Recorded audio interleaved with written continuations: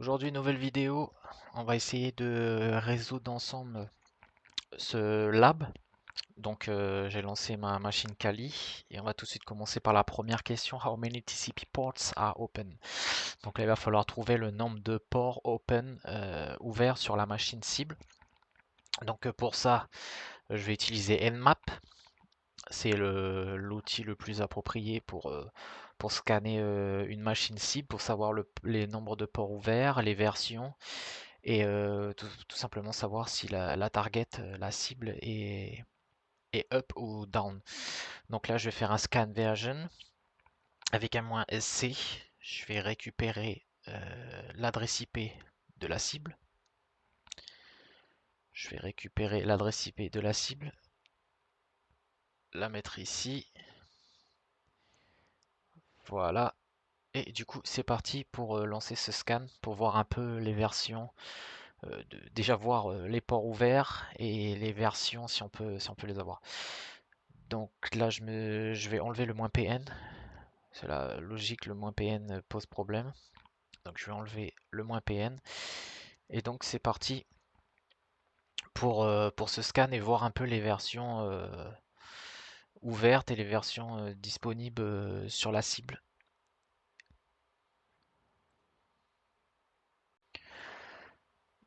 Ok, donc en même temps que le scan se, se termine, je vais lancer un autre scan en parallèle qui sera un petit peu plus rapide pour toujours dans l'optique de revoir les ports qui sont ouverts.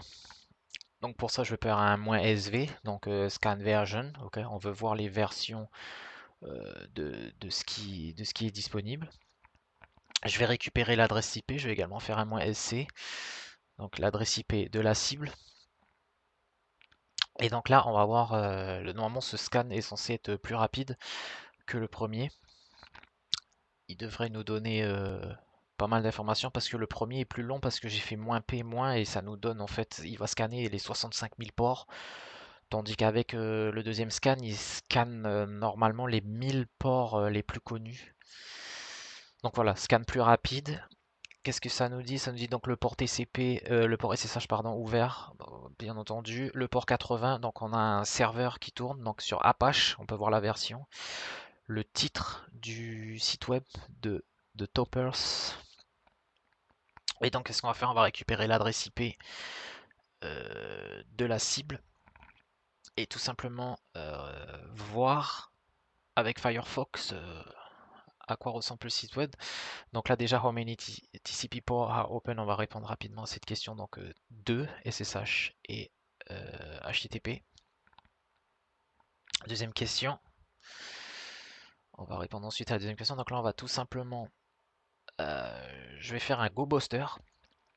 Donc pourquoi je fais un GoBuster? Parce qu'en fait, je veux voir s'il y a des sous-domaines ou s'il y a des choses intéressantes sur le site sur lequel on pourrait récupérer des indices ou des informations supplémentaires sur ce site web qu'on n'est pas censé voir.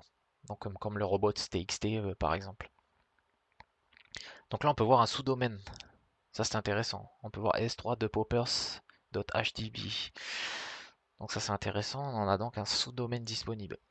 Donc quand vous avez un sous-domaine, il va falloir que vous mettiez ce sous-domaine, que vous reliez ce sous-domaine dans host.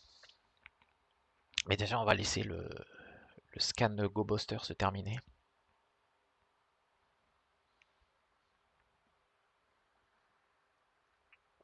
On va laisser tranquillement terminer son scan pour voir si il n'y a pas d'autres choses cachées qu'on pourrait voir comme des subdomaines comme là on vient de voir. Ok, donc du coup, maintenant que nous savons la réponse du coup pour la question pour le subdomaine, donc prochaine question, on va regarder quel langage est utilisé. Donc pour ça j'ai utilisé ffuf et on peut voir donc c'est de index.php. Donc le langage utilisé pour ce service c'est du PHP. Donc j'avais mis la réponse auparavant, donc c'est bien du PHP. Donc du coup ce que ça veut dire maintenant c'est pour pouvoir exploiter ce service, il va falloir qu'on télécharge un exploit en PHP pour pouvoir obtenir un reverse shell. Alors maintenant, ce qu'on va faire, maintenant qu'on sait que le serveur tourne sous PHP, on va essayer de faire de l'énumération avec cette commande, puisque maintenant nous savons que du coup le serveur tourne en PHP, et on va essayer de faire de l'énumération pour voir un peu, parce que là, oui, du coup on voit que que Amazon S3 sert directement les fichiers PHP du site web. Donc ça veut dire qu'on peut y écrire à l'intérieur. Et donc on va essayer de déposer un web shell pour obtenir une RCE. Ok. Donc j'avais préparé à l'avance le web shell, donc qui est ici. Donc là, ce web shell va nous permettre d'obtenir une RCE, ok, et d'accéder au service. Donc là, je le mets à l'intérieur d'un fichier appelé shell.php, ok.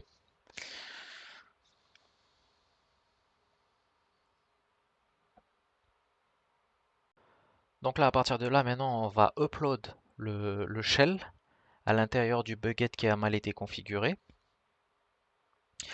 Donc on va utiliser la commande cp pour copier le fichier vers le bucket. Donc on va taper ici cp, ensuite le shell qu'on a créé. On va ajouter la destination, donc la destination, la racine du bucket.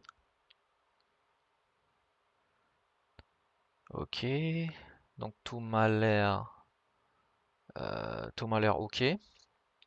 Donc on va faire entrer et on va uploader du coup le shell.